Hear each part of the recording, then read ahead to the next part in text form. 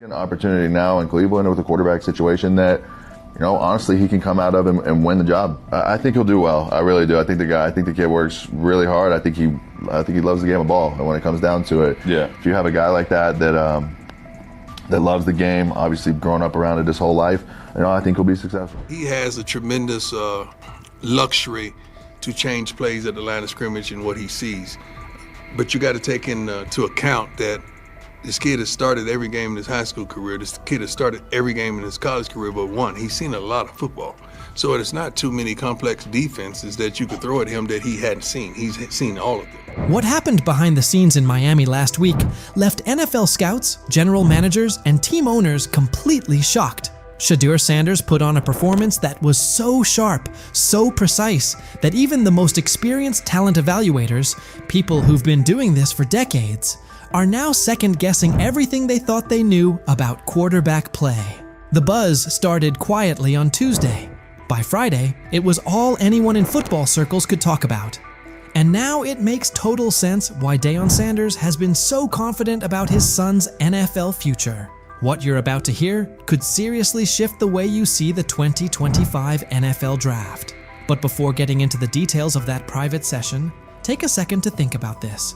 How many times have we seen quarterbacks hyped up only to fall apart under real pressure? How often do college stars shine in the NCAA but fold when they step into the NFL's high-stakes environment?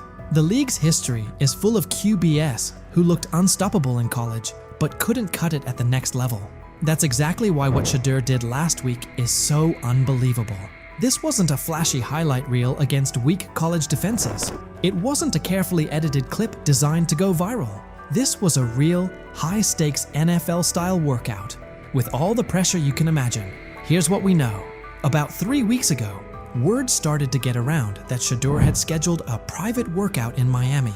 But this wasn't just any workout. It took place at a top-tier training facility, the kind of place where legends like Tom Brady and Aaron Rodgers go during the offseason to sharpen their skills. It's a spot known for its privacy and intensity, far away from media noise.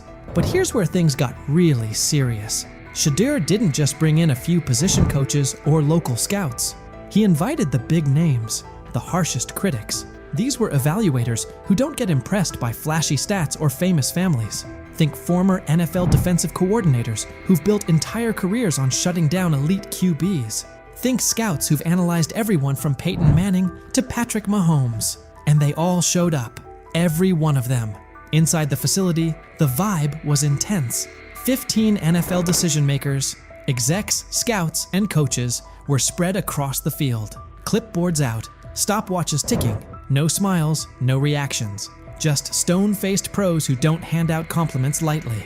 Then Shedeur walked onto the field. No hype, no background music, no cameras trying to catch a viral moment. Just him, carrying the weight of his family name and the hopes of Colorado fans everywhere. The place went silent. And what followed? That's when everything changed. I think he's done a great job. He's a super nice kid. Those guys, the people I work with that interview him and stuff, he's a great guy. He's just got to, he's got to kind of put himself under the radar and work every day, which he seems to be doing. The first drill looked pretty basic on the surface. 40-yard throws to stationary targets. Seems simple, right? Not exactly. These weren't college-level wideouts standing out there. They brought in former NFL receivers, guys who really understand how to create separation and run routes with pro-level precision. These are the kinds of receivers who can truly expose whether a quarterback has what it takes or not. Shedeur steps up to the line. First throw. Absolute laser. 40 yards, fast and clean. Tight spiral, right on target. Hits the receiver perfectly in stride. Scouts glance at each other, but no reactions yet. They've seen strong arms before. Then comes the second throw. Still 40 yards, but now it's a comeback route. Way more challenging. The timing has to be spot on. The throw needs to be out before the receiver even makes his cut. Shedeur doesn't just hit the pass. He reads it ahead of time, releasing the ball before the receiver even turns. When the ball lands right in the receiver's chest, just as he comes out of the break, even some of the veteran coaches are caught off guard. One scout literally drops his clipboard. And that was just the warm-up. The real challenge came next. Game simulation. Imagine this. A mock defense made up of former NFL players. Not fringe guys, but legit starters from just a couple of seasons ago. These defenders know how to bait quarterbacks, disguise their coverage, and turn up the pressure. Here's the setup. 2-minute drill, down 6 points, 85 yards to go, no timeouts. It's the kind of pressure that usually breaks college quarterbacks and separates the real ones from the hype. Shedeur lines up under center. The defense shows one look, but you can tell something's coming. There's a shift about to happen. Classic disguise to force confusion. As soon as the ball is snapped, the coverage rotates, just like expected. Most young QBs would freeze, panic, or try to force something risky, but not Shedeur. He steps up into the pocket with the kind of calm you see from seasoned pros. Eyes downfield the entire time. Then, he sees it. A tiny window, open for maybe half a second. A slot receiver breaking on a dig route, the linebacker trailing just behind. That window is so tight most college QBs wouldn't even attempt it. But Shedeur doesn't hesitate. He fires a strike right between two defenders, hitting his receiver in perfect stride. The linebacker stops mid-step, stunned. The safety trying to rotate over just shakes his head, like he can't believe what he just saw. The scouts lean in. They know they're watching something rare. And the best part? This was only the beginning. Incredibly accurate. Yes. He really understands not only offensive football, but he understands what you're doing as a defense, so he'll pick you apart that way. He processes quickly. Like, all those things to me are big-time attributes. And I just remember last year at this time, Bo Nix falling. People saying, hey, Bo Nix is going to be a second-rounder, and Bo Nix is not. By the way, that guy was one of the best. But now they can't have him. The same people responsible for his slide in the draft are the ones scrambling. They called him cocky, arrogant, threw every label at him, hoping it would break him. But through it all, Shedeur stayed cool. He didn't let the noise shake him or throw him off course. His mindset never wavered. He knew exactly what he brought to the table, and no amount of criticism was going to change that. Instead of folding under the pressure, he locked in even more. Their doubt didn't shake him. It fueled him, because deep down, he knew that what he showed on that field wasn't some lucky moment. It was real. It was proof of who he is and what he's capable of becoming. And now, those same scouts are left second-guessing everything. They thought they had him figured out, but what they saw last week flipped their entire evaluation on its head. At first, they saw attitude. They saw confidence and labeled it arrogance. They judged him before really watching him. But Shedeur didn't let it affect him. Instead, he showed exactly who he is when the lights are the brightest. And now those same scouts, the ones who once questioned if he had what it takes, are sitting in silence, unsure of what they just witnessed. His performance is making waves, and suddenly their early opinions are starting to look shaky. They didn't just see a strong-armed college quarterback out there. They saw a leader, calm, smart, in total control. The more his confidence grows, the better he gets. And now, they're starting to realize they might have missed something big. What they once brushed off as ego now looks more like confidence that can't be rattled. And his ability to shine under pressure is forcing a lot of people to rethink how they evaluate talent. Every day that passes, the question gets louder. How long can they keep ignoring the guy they once dismissed? Have we ever seen a quarterback flip the narrative like Shedeur Sanders just did? How often do players get counted out because of assumptions or snap judgments? How many times is confidence mistaken for arrogance? And how much potential gets overlooked because of it? Maybe this is that turning point. Maybe those very traits we criticize in young players are actually the ones that turn them into something great.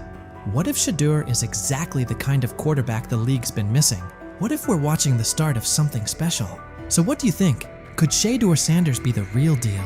And what kind of impact will his rise have on the 2025 NFL Draft? So he says, this is exactly what he says.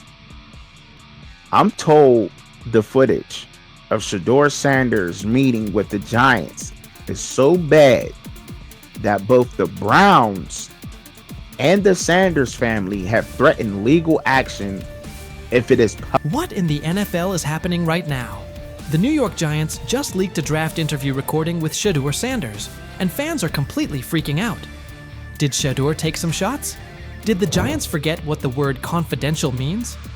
Or did someone accidentally hit reply all on something that was supposed to stay locked away? Get ready, because this roller coaster involves hot mics, bad takes, and a whole lot of drama. What happened with Shedeur on draft night to make him fall to the 5th round, and them talking about the Giants coming out with all that information talking about Shedeur did bad, bombed the interview, all that type stuff. We all know my last video when I talked about the interview tape about Shedeur did not get a playbook. The NY Giants, in true Stonewall fashion, dropped a carefully trimmed clip from their highly sought-after interview with Shedeur Sanders, then quickly locked everything else away like it was top-secret intel. Was this a calculated PR stunt, or just a low-key attempt at sabotage? Either way, the silence speaks louder than any official statement. Fans aren't buying this half-baked version of transparency, and they're definitely not ready to just bench him and move on. Instead, they're demanding answers, calling out the organization for what feels like a planned smear job. One thing's for sure, the hate is loud, but Shedeur's supporters are even louder. There was another team that he sat down with. What do you mean it didn't go well after that? So, he was pissed that they did that to him. They did that to him. He counter-confronted them. The same thing they do to every other quarterback prospect. They did that to him. They slide in a mistake to see if you catch it. Right. And so because you're the quarterback. But he didn't take it as a correction. He took it as like he got pissed off. Yeah, and it's like so here's another one. So another one was, he throws a bad interception, and it was a deep throw early in the game, and he comes back and they go in the meeting, they show the interception. Let's just call it like it is. The Giants have perfected the tease. They've basically turned "we've got more, but we're not sharing it" into a comedy act, and the joke's on them. It's like they're standing center stage, booing themselves. Oh, you want more? Too bad. We're guarding it like Grandma's secret lasagna recipe. Congrats, Giants. You've officially become the talk of TikTok, X, and even Aunt Barbara's Facebook. Yep, the holy trinity of online outrage. This whole thing screams drama, screams petty, and definitely screams PR disaster in a fitted cap. Just release the full tape before fans start pulling up to headquarters with pitchforks. And popcorn. GM is getting fired. The GM, who was that nigga that Jaden Daniels.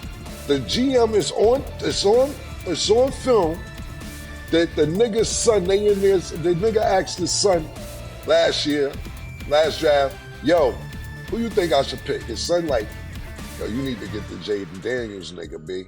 This is what his son, it's on tape. You should go Jaden Daniels. He laughing at his son. And all right, cool, get Jaden Daniels. I don't even know how that tape got out. I wouldn't have let the shit get out personally. Meanwhile, Shedeur, the latest poster boy for maybe the Giants don't like talent unless it's dressed in blue and red confetti, is soaking it all in like it's just another day at practice. And here's the best part of the irony. The Giants tried to label him as all hype, no substance, a paper tiger. But instead, they accidentally turned him into the hottest name being mentioned by every sports analyst out there. They tried to bury the story, but somehow ended up stamping it in bold. It's the classic case of ignoring a trending conversation for so long that sure, people get annoyed, but at the same time, they keep your name alive better than your own PR team ever could. It's funny. New York Giants, where these tapes at? You hear me? Because if Shedeur Sanders was so unprofessional, y'all would have leaked the tapes for the whole world could see, right? Cause understand, it's a lot of he say, she say. But one thing I do know, as a young black man growing up in this world, being straightforward and not sugarcoat anything. Oh, this narrative is pure gold. Giants PR completely skipped subtlety and went straight to the "we don't like his dad" playbook. A move so awkward, it's like trying to dunk and ending up in a kiddie pool. You can almost picture them brainstorming it. Yeah, we're just not fans of QB families that aren't ours. Because nothing screams professionalism quite like having zero self-awareness. And the fan reactions? Absolutely priceless. That one little clip was all it took to set the internet on fire. Keyboards everywhere started lighting up. People are asking, Why hide the good stuff? What are you trying to cover up? If there's really nothing to hide, why not just drop the full thing? And spoiler alert, they weren't whispering. Social media exploded faster than a New York City grill on Memorial Day weekend. Them out. Another moment. What they do during the film and the combine and the meetings is teams will install mistakes intentionally planted in the install, and they want you to catch them. Shedeur didn't, and when a coach called him out, once again, it didn't sit well. It's like, bro, there's not many teams needing quarterbacks, especially since Pittsburgh appears to have a deal with Aaron Rodgers and Tennessee's getting Cam Ward. So you're down to the Giants, who are not in.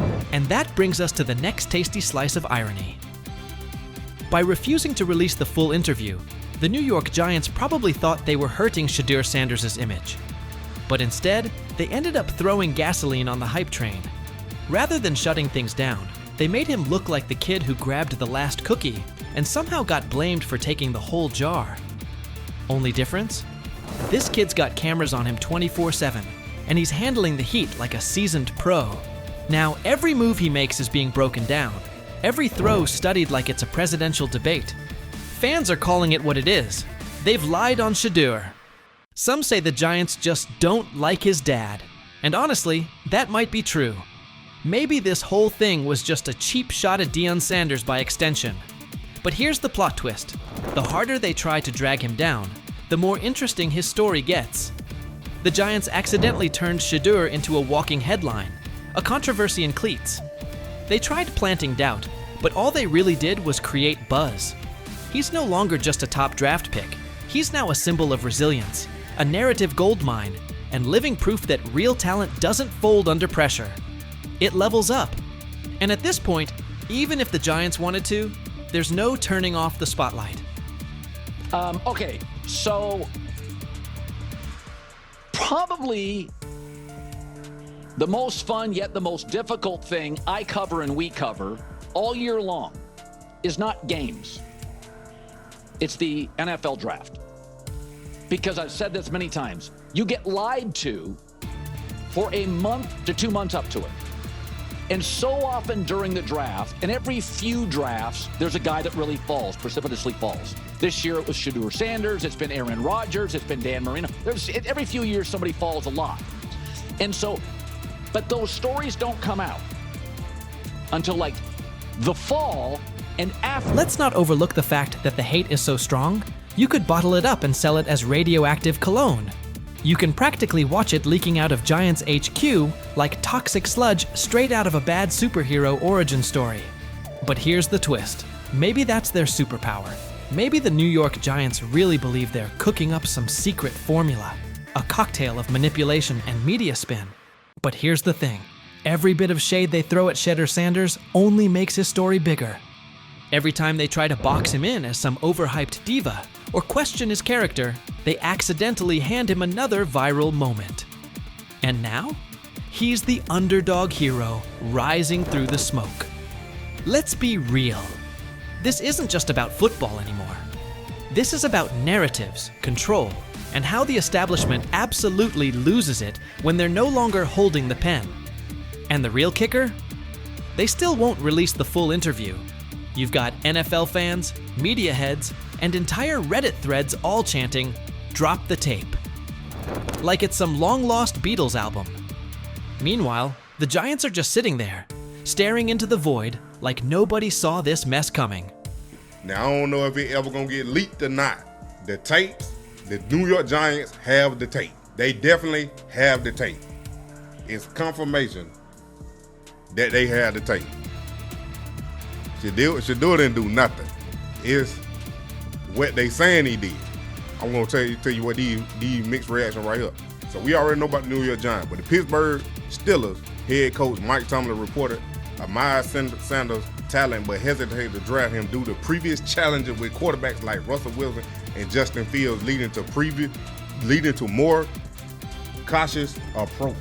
Las Vegas Raiders. Sanders met with Raiders at the NFL Scouting Combine and expressed enthusiasm about potentially joining the team. His familiarity with the West Coast offense and quick release was noted positive, though concerns about his ceiling. And it's not a knock, because it's how he plays in that spread wide open offense, and you project that to a spread wide open field. Yes, the arm may not be as strong. I can't imagine there's many people that think Dillon Gabriel's a better quarterback than Shedeur Sanders. I don't care where they were drafted. And if the Browns are the one team that thinks that, then I'm going to suspect it's not true. I never root against anybody. Yeah. But I'd be surprised if Dillon Gabriel's ever a legitimate starting quarterback for the Cleveland Browns. I'd be surprised. I just don't think. Big news coming out of Cleveland. The competition for the starting quarterback spot is getting intense. Right now, it looks like Shedeur Sanders is pulling ahead in the race for QB1, while Dillon Gabriel is starting to raise concerns about whether he can hold onto the job. Gabriel was brought in for his size and physical presence, but things haven't been going his way. His arm strength and overall throwing performance during training camp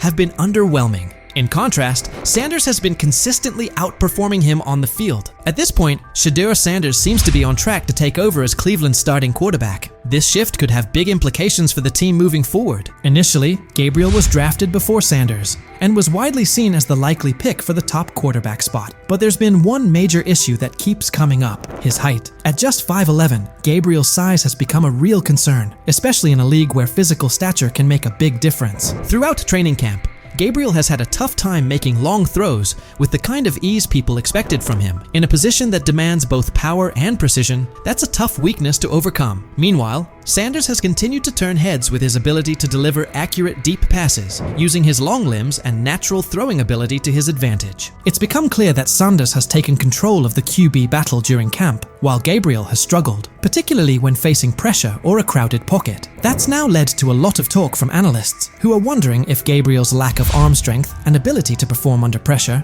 might be too big of a hurdle for him to succeed in the NFL. The big question now: how can a quarterback with such a serious gap in his game expect to survive, let alone thrive, in one of the most competitive football leagues on the planet? Gets the ball out, he's accurate. As far as how's that translate to the National Football League, I just don't see it. I don't know why. I'm sure he's a great kid, he plays his ass off, he's a winner, but when I watch him on tape, nothing really excites me about his game other than the fact that he's pretty accurate, got a quick arm. Dillon Gabriel's struggles became pretty obvious during OTAs and minicamps, where some key issues in his game started to show. One particular rep stood out: he looked noticeably worried about defensive linemen swatting down his passes at the line of scrimmage. That concern led him to start releasing the ball a bit higher than usual, and it threw things off. Some of his passes ended up sailing over his receivers' heads, while others got tipped right at the line. It's definitely something he'll need to work on if he wants to seriously compete at the pro level. Dillon Gabriel raises a lot of eyebrows of concern. As you guys know, he had a ball batted down today, and it turned into an interception, pick six. And you guys can see right here,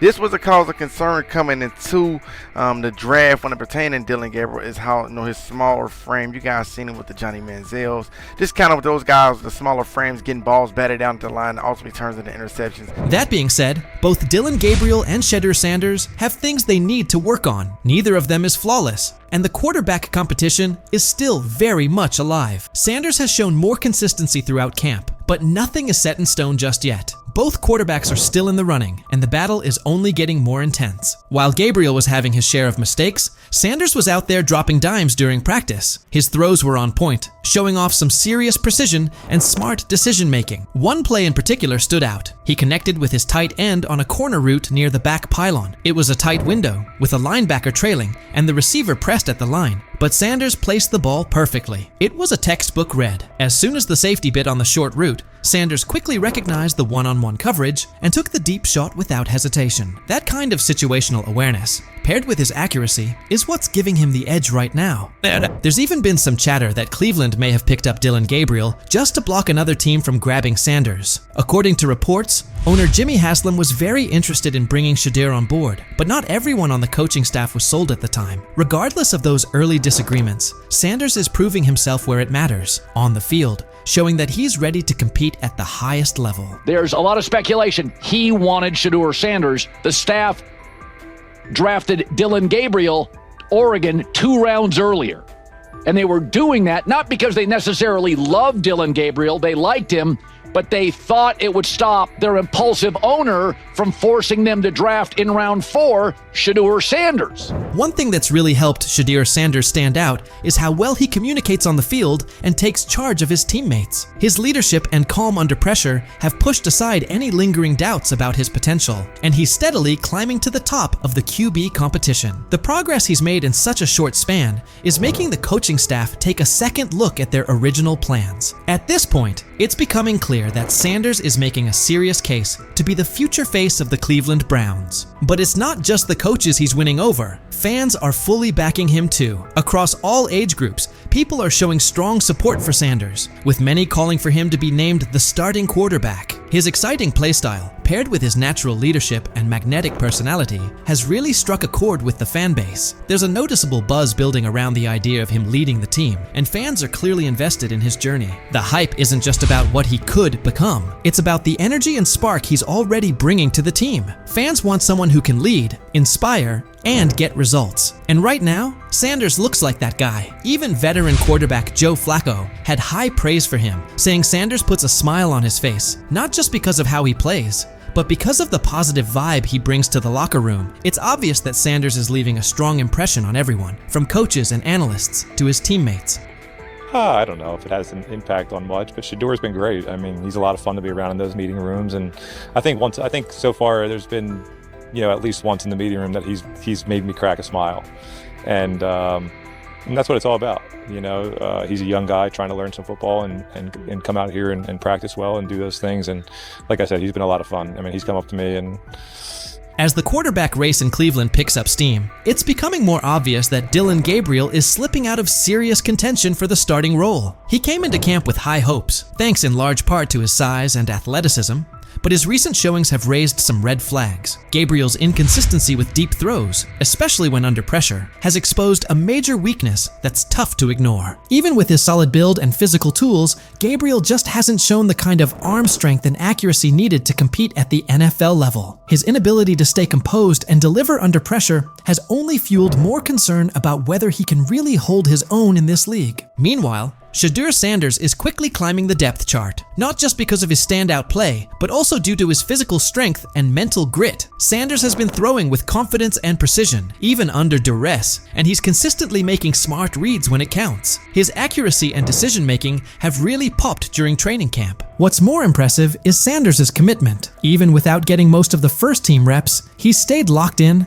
and kept a disciplined approach. That work ethic, paired with his upbeat personality and leadership qualities, has earned him the respect of both his coaches and teammates. He's become a favorite among the fans, not just for what he's doing on the field, but for the energy he brings to the team overall. With Gabriel continuing to struggle, Sanders is clearly setting himself apart, not only with performance, but with presence. So now the question goes out to Browns fans. With Gabriel trying to find his footing, and Sanders making a strong push with solid play and leadership, who do you see taking over as QB1? Are you holding out hope that Gabriel bounces back? Or do you think Sanders is the obvious choice to lead this team into the future? Let us know what you think and who you're backing.